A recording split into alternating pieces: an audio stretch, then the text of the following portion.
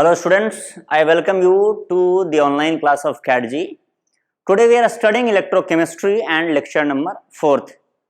बच्चों last class में हमने जहां पर बात को एंड किया था वो ये था कि अगर तुम्हारे पास एक इलेक्ट्रोकेमिकल सेल है तो दो जो टर्मिनल होते हैं एनोड और कैथोड, इनके बीच के पोटेंशियल के डिफरेंस को मेजर करना बहुत आसान है और वही जो पोटेंशियल का डिफरेंस होता है उसको बोलते हैं ये बैटरी उतने वोल्ट का है।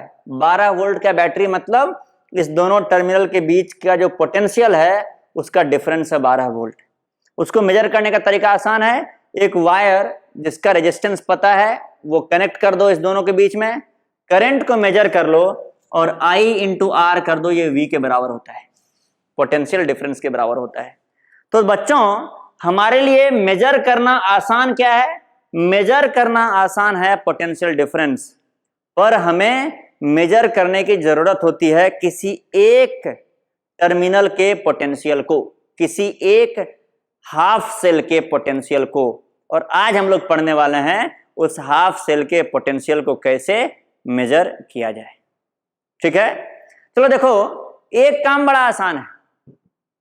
मान लो कि हमें यहां पर जिंक का एक इलेक्ट्रोड है जिसका पोटेंशियल मेजर करना है। कोई दिक्कत? हमें जिंक के इलेक्ट्रोड का पोटेंशियल मेजर करना है, उन्हें सिल्वर के इलेक्ट्रोड का पोटेंशियल मेजर करना है, किसी को आयरन के इलेक्ट्रोड का पोटेंशियल मेजर करना है।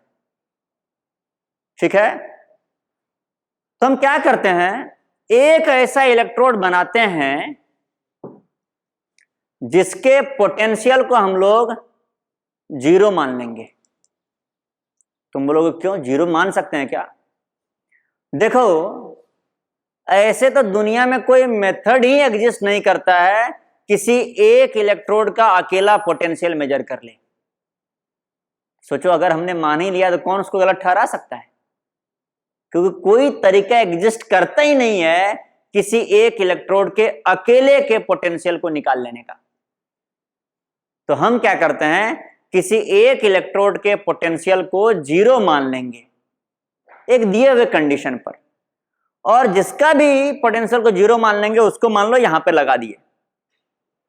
अब तुम्हें जिस भी इलेक्ट्रोड का पोटेंशियल मेजर करना है, जैसे मान लो कॉपर का पोटेंशियल मेजर करना है, तो कॉपर का पोटेंशियल, कॉपर का इलेक्ट्रोड इधर लगा दो और पोटेंशियल डिफरेंस मेजर कर लो। तो जब तुम डिफरेंस मेजर कर रहे हो तो क्या होगा, ये इसका 0 है और कॉपर का मान लो 10 वोल्ट है, तो डिफरेंस क्या आएगा, 10 वोल्ट आएगा।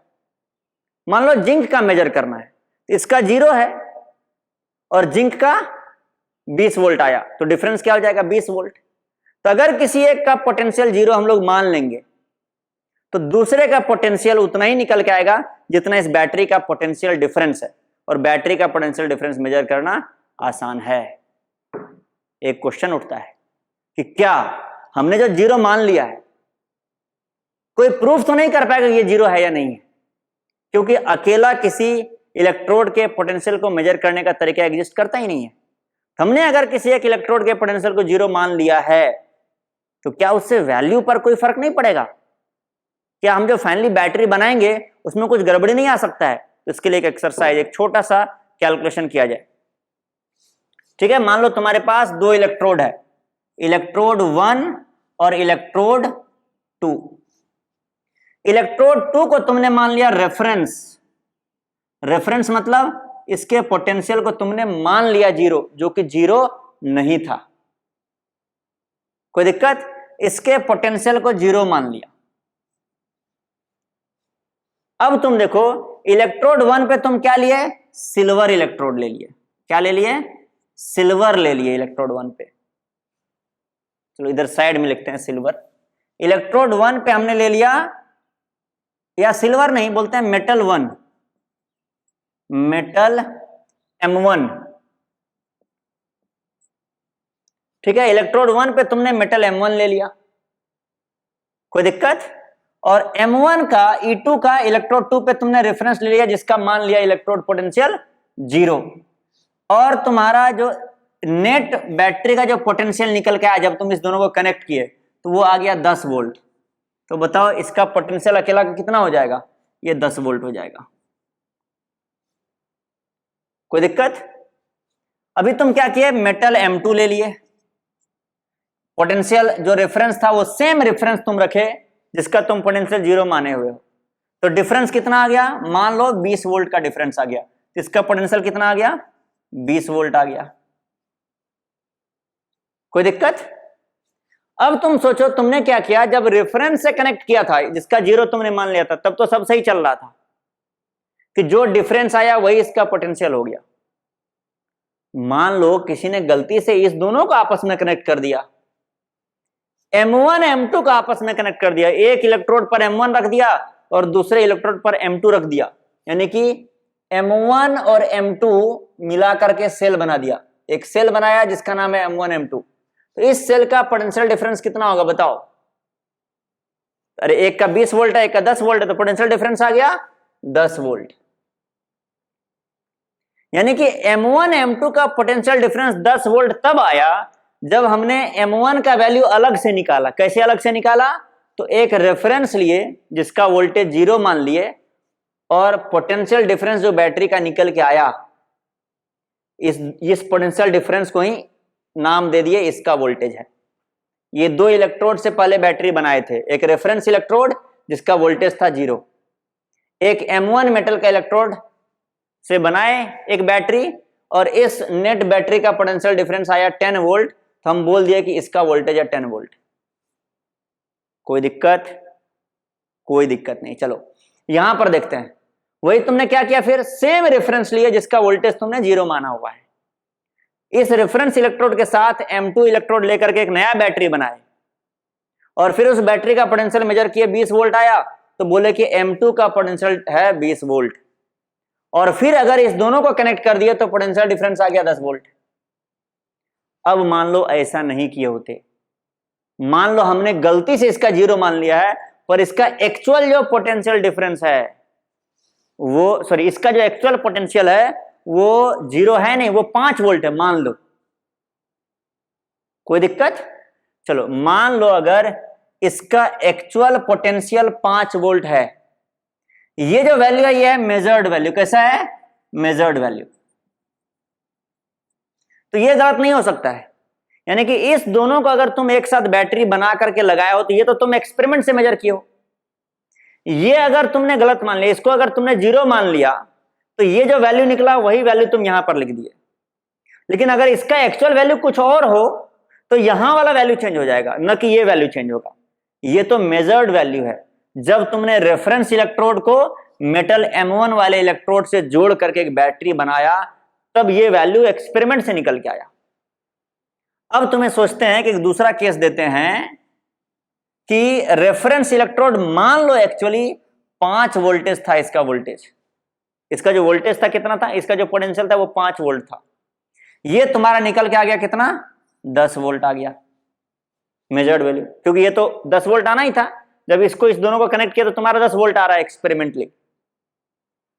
तो बताओ M1 का वोल्टेज कितना था, M1 का पोटेंशियल था, डिफरेंस आ गया 10 वोल्ट, यानी ये 15 वोल्ट था, तभी तो डिफरेंस 10 वोल्ट का आया ना। अगर इसको तुमने 0 माना तो ये 10 वोल्ट हो जाएगा, लेकिन इसको अगर इसका एक्चुअल वैल्यू मान लो 5 वोल्ट था तो ये हो जाएगा 15 वोल्ट।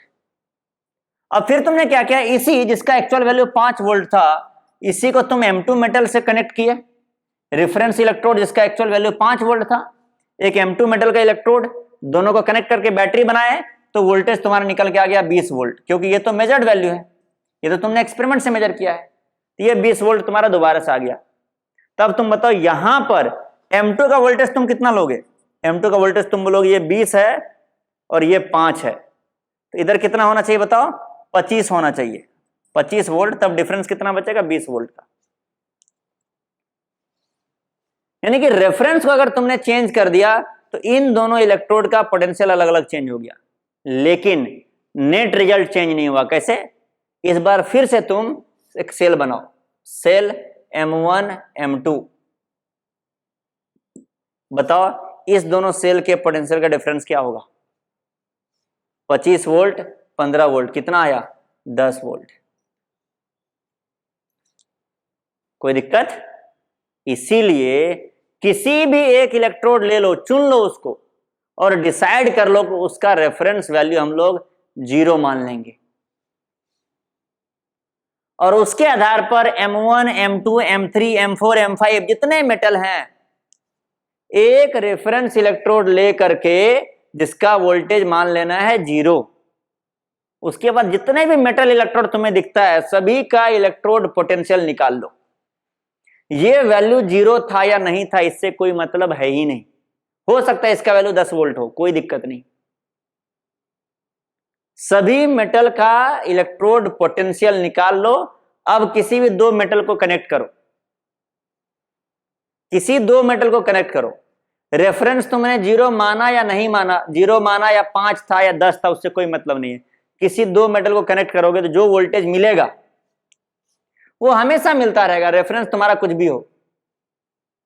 किसी दो मेटल को कनेक्ट करके जब तुम बैटरी बनाओगे तो जो पोटेंशियल डिफरेंस आएगा वो 10 वोल्ट ही आएगा, चाहे रेफरेंस तुमने कुछ भी मान लिया हो, गलत ही क्यों ना मान लिया हो। ठीक है, चलो एक बार इसको चाहो तो रफ में नोट डाउन कर सकते हो। हालांकि ये नोट डाउन करने की जरूरत नहीं है, हम बस तुम्हें ये बताना चाह रहे थे, लिख लो। In order to calculate the potential of individual electrode, in order to calculate potential of individual electrode,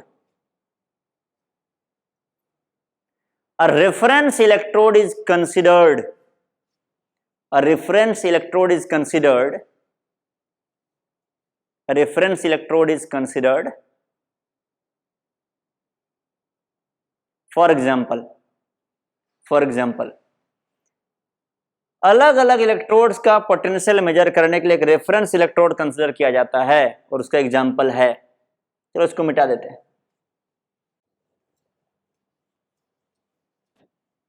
for example है सी क्या है? Standard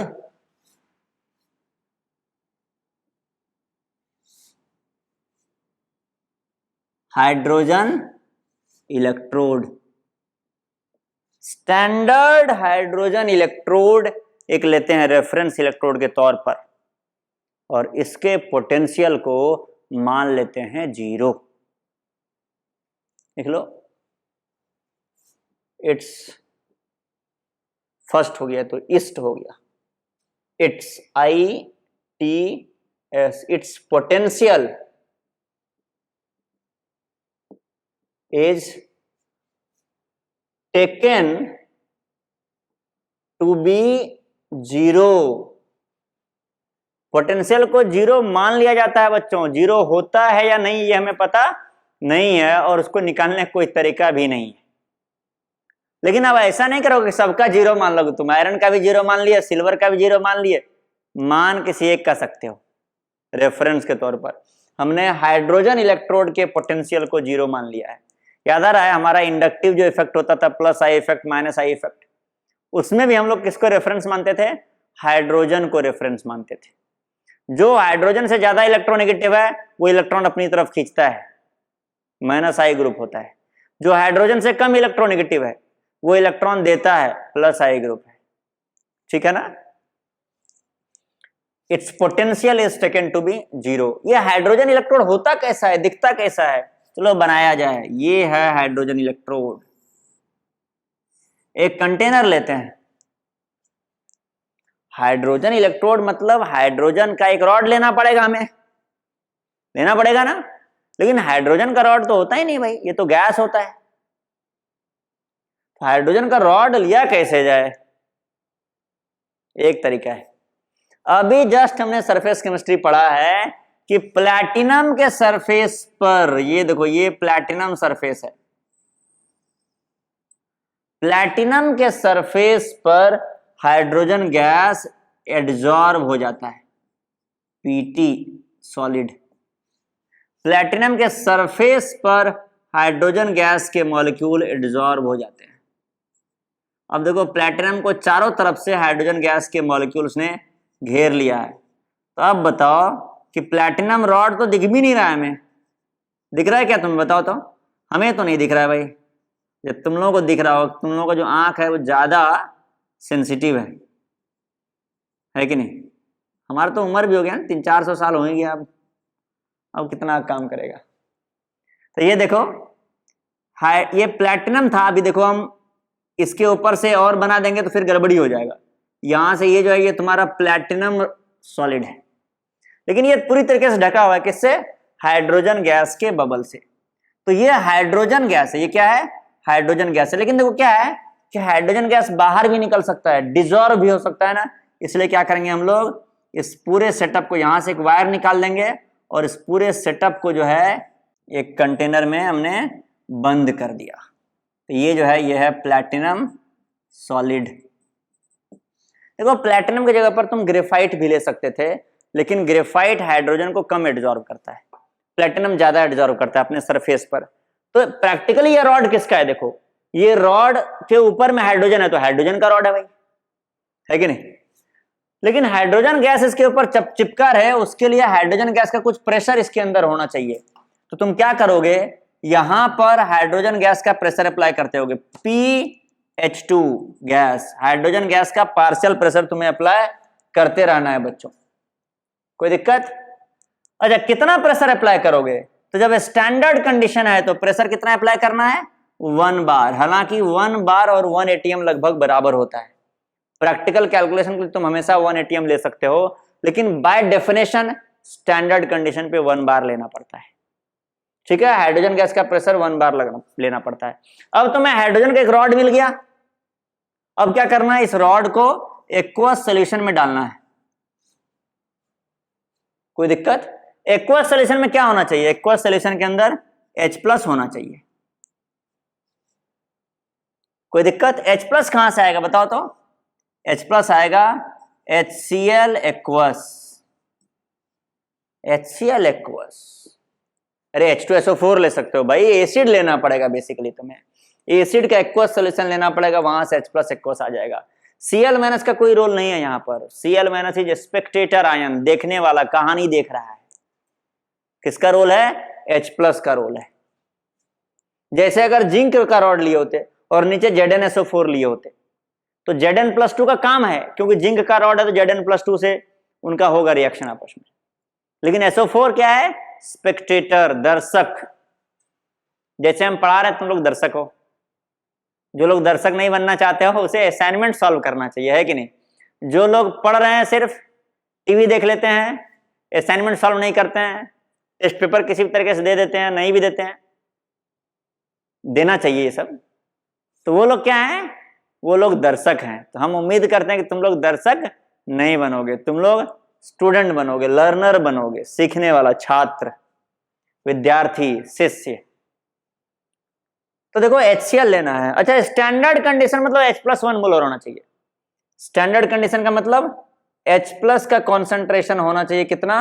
1 molar. अच्छा 1 मोलर H+ के लिए तुम्हें 1 मोलर HCl लेना पड़ेगा, है कि नहीं? तो H+ का कॉन्सेंट्रेशन 1 मोलर होना चाहिए, और ये तुम्हारा बन के तैयार हो गया स्टैंडर्ड हाइड्रोजन इलेक्ट्रोड। कोई दिक्कत बच्चों? ये तुम्हारा स्टैंडर्ड हाइड्रोजन इलेक्ट्रोड बनकर के तैयार हो गया। अब ये इलेक्ट्रोड को तुम एनोड पर भी लगा सकते हो, कैथोड पर भी लगा सकते हो। तो एज एनोड, अगर ये एनोड पर रहेगा, एनोड जैसा काम करना होगा इसको, तो कैसे काम करेगा? कैसे काम करेगा? अगर इसको एनोड पर रहना होगा तो ये काम करेगा, ऑक्सीडेशन होगा, H2 गैस से क्या बनेगा? H2 गैस से बनेगा H+ एक्वस, H+ एक्वस। अब देखो बैलेंस कर लो, इधर H2 इधर 2H+ लगा दो, या तुम इधर हाफ H2 लिख देते। अरे रिएक्शन को बैलेंस करना यहां पर तुम्हारे कंट्रोल में, तुम किसी भी तरीके से बैलेंस कर सकते हो। ठीक है, रेट ऑफ रिएक्शन में ऐसा नहीं होता था। रेट ऑफ रिएक्शन में, रेट ऑफ रिएक्शन डिफाइन करने के लिए रिएक्शन को बैलेंस हमेशा क्वेश्चन में करके दिया रहता था, या अगर करना ही है बैलेंस तो इस तरीके से करना पड़ता था कि सारे कोफिशिएंट लीस्ट इंटीजर्स हों। यहां पर तुम किसी भी तरीके से कर सकते हो। ठीक है, ये छूट हमने नहीं दिया है तुम्हें, इंटरनेशनली ये छूट सबको मिला हुआ है। और यहां पर इलेक्ट्रॉन लूज हो गया, 2 इलेक्ट्रॉन जो है बाहर निकल गया। एज ए एनोड ये रिएक्शन चल रहा है बच्चों। कोई दिक्कत? बताओ n फैक्टर कितना, अगर ऐसा रिएक्शन लिखो तो n फैक्टर है 2। अगर तुम यहां पर हाफ कर देते, यहां पर H प्लस कर देते, यहां पर 1 इलेक्ट्रॉन, तो n फैक्टर 1 हो जाता। एज ए एनोड ये रिएक्शन चल रहा है बच्चों, ये रिएक्शन ऑक्सीडेशन हो रहा होगा। पोटेंशियल कैसे रिप्रेजेंट करोगे? E0 H2 गैस, कोई दिक्कत? से क्या बन रहा है? H plus aqueous is equal to कितना वोल्ट बताओ तो? 0 वोल्ट है, एज्यूम कर लेना है। टेम्परेचर कितना लेना है भैया बता दो, ये भी टेम्परेचर लेना है 298 केल्विन। स्टैंडर्ड स्टेट, देखो standard temperature and pressure STP जो होता है गैसियस स्टेट में, वो एसटीपी होता है 0 डिग्री सेंटीग्रेड। लेकिन स्टैंडर्ड कंडीशन जब बोला जाए, या standard state, sorry standard condition नहीं, स्टैंडर्ड स्टेट बोला जाए, एट स्टैंडर्ड स्टेट तो हो जाएगा 298 केल्विन। ठीक है, standard state is 298 kelvin. STP अलग है, एसटीपी इज 0 डिग्री सेंटीग्रेड यानी 273 केल्विन। ठीक है, तो ये तुम्हारा रिएक्शन, इसका पोटेंशियल हो गया 0 वोल्ट। या ऐसा कैथोड ऐसा भी एक्ट कर सकता है, इसको कैथोड पे लगा दो, कैथोड बन जाएगा ये, लेकिन इसका पोटेंशियल रहेगा 0 हमेशा। कैसे रहेगा? कैथोड पे क्या एक्ट करेगा? कैथोड पे उल्टा रिएक्शन होगा भाई, रिडक्शन होगा। रिडक्शन कैसे होगा? तो जो H प्लस है वो इलेक्ट्रॉन लेकर के प्लस इलेक्ट्रॉन क्या बनेगा? H2 गैस बनेगा। चलो बैलेंस कर लेते हैं, 2H plus 2 electron, n factor हो गया यहां पर 2। पोटेंशियल कितना हो गया? 0 वोल्ट। देखो पोटेंशियल क्या है, फॉरवर्ड रिएक्शन का जो पोटेंशियल है वो अगर 0 वोल्ट है तो बैकवर्ड रिएक्शन का पोटेंशियल भी 0 वोल्ट है। पोटेंशियल बताता क्या है? बेसिकली पोटेंशियल बताता है किसी रिएक्शन के होने का टेंडेंसी। किसी रिएक्शन का जो पोटेंशियल है होने का, पोटेंशियल मतलब क्षमता। तो किसी रिएक्शन, कोई रिएक्शन का फॉरवर्ड रिएक्शन, मान लो एक रिएक्शन लिखा हुआ है, इसका पोटेंशियल अगर +5 वोल्ट है तो उसका क्षमता है 5 वोल्ट का। किसी रिएक्शन का पोटेंशियल अगर -5 वोल्ट है यानी कि वो रिएक्शन उल्टा चलेगा, क्योंकि उल्टा चलने का क्षमता उसके पास है। उल्टा करोगे तो क्या हो जाएगा? -5 से +5 हो जाएगा। लेकिन किसी रिएक्शन का पोटेंशियल 0 वोल्ट है तो सीधा 0 वोल्ट, तो उल्टा भी 0 वोल्ट। समझ गए? +5 होने का मतलब, किसी रिएक्शन का पोटेंशियल +5 होने का मतलब वो रिएक्शन +5 ताकत से आगे बढ़ सकता है। किसी रिएक्शन का पोटेंशियल -5 होने का मतलब वो रिएक्शन -5 पोटेंशियल से पीछे जा सकता है। सॉरी, -5 पोटेंशियल होने का मतलब वो रिएक्शन 5 वोल्टेज से पीछे जा सकता है, इसीलिए आगे जाने के लिए क्या लिखा हुआ है? -5। लेकिन किसी रिएक्शन का पोटेंशियल अगर 0 है तो फॉरवर्ड ले जाओ तो भी 0, बैकवर्ड ले जाओ तो भी 0। तो पोटेंशियल क्या हो गया इसका? E0 H प्लस एक्वस से H2 गैस कितना हो गया? 0 वोल्ट। एक बात ध्यान देने होगा बच्चों, जब तुम सिंबल लिखते हो E0 का, जब तुम E0 का सिंबल लिखते हो तो उस टाइम पर यहां पर कोफिशिएंट वगैरह लिखने की जरूरत नहीं है। यहां तुम H2 लिख दो, यहां H प्लस लिख दो, कोई फर्क नहीं पड़ता है। सिंबल लिखते समय कोफिशिएंट लिखने का जरूरत नहीं होता है, रिप्रेजेंट करते समय कोफिशिएंट लिखने का जरूरत नहीं होता है। अब एक चीज हम छोड़ दिए हैं बोर्ड पर लिखने के लिए, जो तुम्हें लिखना है, तुम्हें लिखना है बच्चों कि अगर ये एनोड पर रहेगा तो सेल रिप्रेजेंट कैसे होगा, और अगर कैथोड पे रहेगा तो रिप्रेजेंट कैसे होगा। क्या प्रश्न है? अगर एनोड पर रहेगा तो रिप्रेजेंट कैसे होगा, और कैथोड पर रहेगा तो रिप्रेजेंट कैसे होगा। पहले ये मिटा देते हैं बच्चों, रिप्रेजेंटेशन।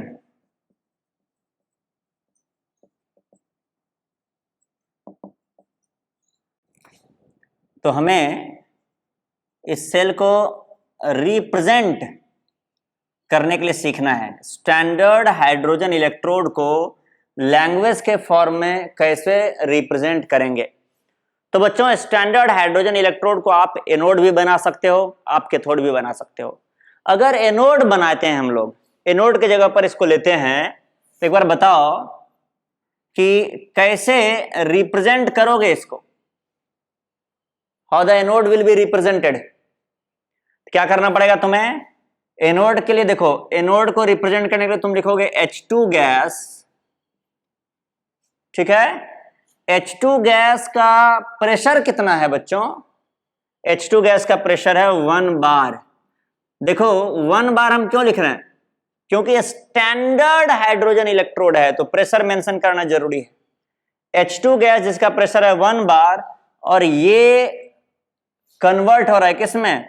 H प्लस एक्वस, और जिसका कॉन्सेंट्रेशन है 1 मोलर। तो ये रिप्रेजेंटेशन हो गया एज एनोड। एनोड मतलब ऑक्सीडेशन हो रहा है, H2 गैस कन्वर्ट हो रहा है H प्लस एक्वस में। ध्यान देना, रिप्रेजेंट करते समय स्टोइकियोमेट्री का ध्यान रखना जरूरी नहीं है या नहीं रखना होता है। तुम यहां पर 2H प्लस नहीं लिख सकते हो। H2 गैस से 2H प्लस लिखना है तो रिएक्शन में लिखोगे, रिप्रेजेंट करते समय नहीं। तो ये एज एन एनोड हो गया स्टैंडर्ड हाइड्रोजन इलेक्ट्रोड का रिप्रेजेंटेशन, ठीक है। लेकिन एक बात है इसमें, एक और चीज कि हाइड्रोजन गैस जो है वो प्लैटिनम के सरफेस पर है, तो हाइड्रोजन गैस के बगल में तुम्हें एक वर्टिकल लाइन देके प्लैटिनम सरफेस लिखना पड़ेगा। अब किसी के मन में क्वेश्चन आ सकता है कि सर यहां पर कॉमा लगा दें क्या वर्टिकल लाइन की जगह पर? तो नहीं लगा सकते हो कॉमा। क्यों? क्योंकि प्लैटिनम और हाइड्रोजन गैस ये अलग अलग फेज में है। प्लैटिनम सॉलिड है और हाइड्रोजन गैस है। हाइड्रोजन गैस सॉलिड प्लैटिनम के सरफेस पर जाकर के एड्सॉर्ब हुआ है, तो चूंकि दोनों अलग अलग फेज में था इसीलिए हमने वर्टिकल लाइन का सहारा लिया है, ठीक है। तो यहां पर 2 वर्टिकल लाइन आ गया सिर्फ एक एनोड को दिखाने के लिए। इन जनरल एनोड को दिखाने के लिए एक ही वर्टिकल लाइन होता है। तो देखो यहां से यहां तक तो रिएक्शन जो है वो रिप्रेजेंट हो रहा है कि H2 गैस कन्वर्ट हो रहा है H प्लस एक्वस में। ये जो पार्ट है ये प्लैटिनम, ये पोर्शन सिर्फ इनर्ट इलेक्ट्रोड है। इनर्ट इलेक्ट्रोड, इनर्ट इलेक्ट्रोड मतलब इसका कोई रोल नहीं है रिएक्शन में, ठीक है ना। एक बार और हम लोग बात किए थे इनर्ट इलेक्ट्रोड, याद आ रहा होगा तुम्हें, Fe3 प्लस से Fe2 प्लस में कन्वर्ट हो रहा था, दोनों एक्वस सॉल्यूशन के अंदर था। हम बोलेंगे अगर कैथोड पर ये रिएक्शन हो रहा है, रिएक्टेंट प्रोडक्ट दोनों अगर एक्वस सॉल्यूशन के अंदर है, तो वायर किस में लगाओगे तुम? एनोड किसको बनाओगे? तो वहां पर एक रॉड लिए थे प्लैटिनम का जिसका कैथोड बनाए थे। तो ये इनर्ट इलेक्ट्रोड हो गया। इसको लिखने का जरूरत नहीं है, हम तुम्हें बताने के लिए लिख दिए हैं, तुम्हें रिप्रेजेंटेशन में इसको लिखने का जरूरत नहीं है। हाँ एक काम कर सकते हो, कभी कभी देखो क्या होता है, एनोड रिप्रेजेंट करने के बाद यहां पर 2 वर्टिकल लाइन दे देते हैं। क्यों देते हैं 2 वर्टिकल लाइन? जरूरी नहीं है, कंपलसरी नहीं है, लेकिन कभी कभी तुम दे भी सकते हो तो गलत नहीं होगा। क्यों? क्योंकि एनोड के बाद जब तुम कैथोड लिखते हैं तो 2 वर्टिकल लाइन के बाद, 2 वर्टिकल लाइन सॉल्ट ब्रिज को रिप्रेजेंट करता है, उसके बाद कैथोड लिखा जाता है। इसलिए एनोड है, ये चीज एनोड है, ये तब साबित होता है जब डबल वर्टिकल लाइन के लेफ्ट लिखा हो। तो एक और कंफर्मेशन हो गया कि भाई यहां पर ऑक्सीडेशन हो रहा है और ये एनोड ही है। ऑफ कोर्स ऑक्सीडेशन हो रहा है तो एनोड ही होगा, ये एक और कंफर्मेशन है, ठीक है ना। चलो एज अ कैथोड जल्दी से तुम लोग रिप्रेजेंट करो। अब हम नहीं रिप्रेजेंट करेंगे, तुम्हें रिप्रेजेंट करना है और बताना है आंसर मुझे कि कैथोड के तरह कैसे रिप्रेजेंट करेंगे स्टैंडर्ड हाइड्रोजन इलेक्ट्रोड को। तुम्हें रिएक्शन तो पता ही है। देखो कैथोड पे कैसे रिप्रेजेंट होगा, तुम बोलोगे H प्लस एक्वस जो कि 1 मोलर है, और ये कन्वर्ट किस में हो रहा है? ये कन्वर्ट हो रहा है H2 गैस। H2 गैस का प्रेशर कितना है? 1 बार, अगर स्टैंडर्ड कंडीशन है तो कोई दिक्कत। लेकिन H2 गैस किसके कांटेक्ट में है? प्लैटिनम के कांटेक्ट में, लेकिन प्लैटिनम सॉलिड है, ये गैस था, ये सॉलिड है। इसीलिए दोनों को सेपरेट करने के लिए हमने एक और वर्टिकल लाइन यूज किया। जनरली सिर्फ एक वर्टिकल लाइन यूज होता है रिएक्टेंट और प्रोडक्ट को दिखाने के लिए। कैथोड पर ये रिएक्टेंट है, ये प्रोडक्ट है, ठीक है ना। ये एक्स्ट्रा चीज इनर्ट इलेक्ट्रोड है। एक और एक्स्ट्रा बात तुम ऐड कर सकते हो क्या, कि कैथोड जो है डबल वर्टिकल लाइन के राइट साइड स्टार्ट होता है। तो चाहो तो कैथोड को रिप्रेजेंट करने से पहले यहां पर तुम डबल वर्टिकल लाइन लगा सकते हो, ठीक है। देखो बच्चों हम ये नहीं बोल रहे हैं कि तुम्हारे पास एक बैटरी है जिसमें स्टैंडर्ड हाइड्रोजन एनोड है और स्टैंडर्ड हाइड्रोजन ही कैथोड है। हम बोल रहे हैं तुम्हारे पास एक बैटरी है जिसका अगर स्टैंडर्ड हाइड्रोजन इलेक्ट्रोड एनोड जैसा है तो एनोड का रिप्रेजेंटेशन इस तरीके से होगा। एक कोई नया बैटरी है जिसका एनोड किसी और चीज का है लेकिन कैथोड है SHE का, तो उस कैथोड का रिप्रेजेंटेशन इस तरीके से होगा। ठीक है बच्चों, अब हम लोग क्या करते हैं, स्टैंडर्ड हाइड्रोजन इलेक्ट्रोड का पोटेंशियल चूंकि 0 है तो इससे जिस भी इलेक्ट्रोड को कनेक्ट करोगे,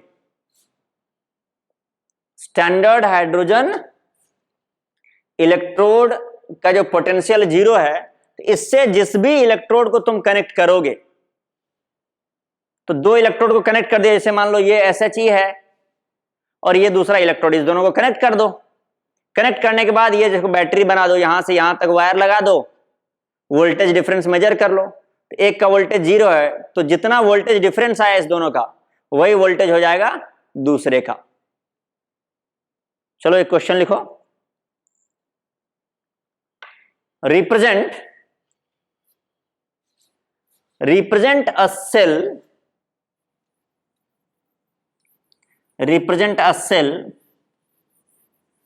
which is made up of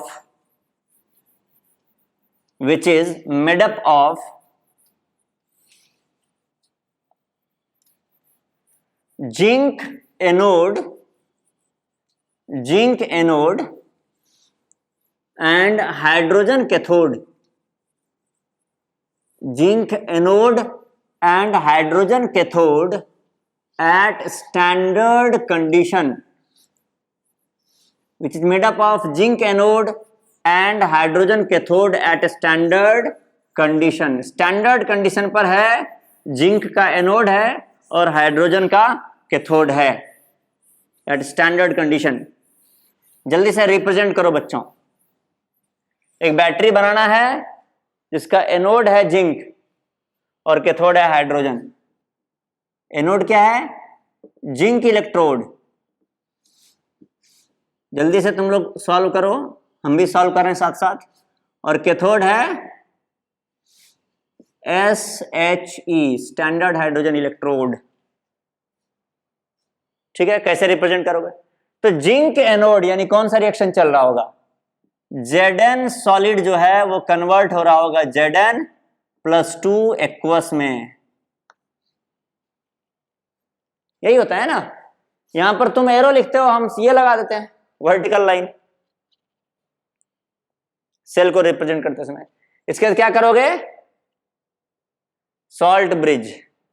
अब क्या लगाना है, hydrogen cathode. Standard hydrogen cathode कैसे रिप्रेजेंट करते हैं, H+ एक्वस कितना 1 मोलर से क्या बन रहा है, H2 गैस कितना 1 बार इसका प्रेशर है, और बगल में क्या है, प्लैटिनम सॉलिड। ये एक बैटरी बन गया जिसमें जिंक एनोड है और standard hydrogen electrode as a cathode serve कर रहा है। ठीक है, इसी में लिखो एक और question. In the previous question, represent the cell reaction. In the previous question, represent the cell reaction and find N factor. In the previous reaction, represent the cell reaction and find N factor. Cell reaction तुम्हें represent करना है बच्चों। जब भी तुम्हें cell reaction लिखना हो तो हमेशा एनोड कैथोड का अलग अलग रिएक्शन लिख करके जोड़ोगे। चलो एनोड का रिएक्शन लिखते हैं, मेरे साथ साथ लिखोगे तुम लोग, या हमसे पहले भी लिख सकते हो। एनोड का रिएक्शन क्या होने वाला है बताओ। एनोड का रिएक्शन, एनोड पे ऑक्सीडेशन होता है, Zn सॉलिड बन गया है Zn+2 एक्वस प्लस 2 इलेक्ट्रॉन बाहर निकाल दिया, एनोड का रिएक्शन। कैथोड का रिएक्शन लिखना है, फिर इसको जोड़ना है। कैथोड का रिएक्शन क्या है, H+ aqueous plus electron add हो जाएगा इसमें, क्या बनेगा H2 गैस। बैलेंस करना पड़ेगा। जब भी तुम्हें नेट सेल रिएक्शन चाहिए होता है तो बैलेंस इस तरीके से करोगे कि इलेक्ट्रॉन कैंसिल हो जाए। तो यहां पर 2 इलेक्ट्रॉन है, इसको 2 से मल्टीप्लाई कर दो तो 2 इलेक्ट्रॉन हो गया, यहां पर H2 ऑलरेडी है। हम चाहते तो यहां पर H प्लस, यहां पर 1 इलेक्ट्रॉन, यहां पर हाफ H2 कर देते, और यहां पर हाफ Zn प्लस 2 और यहां पर 1 इलेक्ट्रॉन कर सकते थे। वो हमारे मन पे डिपेंड करता है। ठीक है, एनोड का ये रिएक्शन है, कैथोड का ये रिएक्शन है। अब क्या करना है तुम्हें, दोनों को जोड़ देना है। तो देखो जोड़ने के बाद क्या आएगा, 2 इलेक्ट्रॉन तो पहले कैंसिल हो जाएगा लेफ्ट और राइट में, और क्या हो गया इधर, Zn solid plus 2H plus aqueous से बन गया Zn plus 2 aqueous plus H2 gas. N factor बताना, सेल का एन फैक्टर। हम चाहते तो एनोड का अलग से एन फैक्टर लिख सकते थे, 2 है। कैथोड का एन फैक्टर 2 है। सेल का एन फैक्टर कितना होगा, जब 2 रिएक्शन जुड़ते हैं तो जितना इलेक्ट्रॉन कैंसिल होता है वही एन फैक्टर हो जाता है नेट सेल रिएक्शन का एन फैक्टर। ठीक है बच्चों, तो देखो अभी तक तुम्हें क्या सीख जाना चाहिए। अभी तक तुम्हें एक सेंटेंस वाले क्वेश्चन में, सेंटेंस वाला क्वेश्चन मतलब बोल दिया कि जिंक का एनोड ले लो, कॉपर का कैथोड ले लो, जिंक का कैथोड ले लो, हाइड्रोजन का एनोड ले लो। एक सेंटेंस वाले क्वेश्चन से तुम्हें सेल को रिप्रेजेंट करने के लिए आना चाहिए, और रिप्रेजेंट किए हुए सेल से तुम्हें एनोड का अलग से रिएक्शन लिखना, कैथोड का अलग से रिएक्शन लिखना और नेट सेल रिएक्शन लिखना आना चाहिए। अभी तक के क्लास का यही समरी है, यही एसेंस है। कोई दिक्कत? अब देखो हम लोग करते क्या है, हाइड्रोजन स्टैंडर्ड हाइड्रोजन इलेक्ट्रोड जो है उसके मदद से हम जितने भी इलेक्ट्रोड्स हैं, जितने भी और इलेक्ट्रोड्स हैं उनका पोटेंशियल कैलकुलेट करते हैं स्टैंडर्ड हाइड्रोजन इलेक्ट्रोड की मदद से, और सभी इलेक्ट्रोड का पोटेंशियल कैलकुलेट किया जाता है।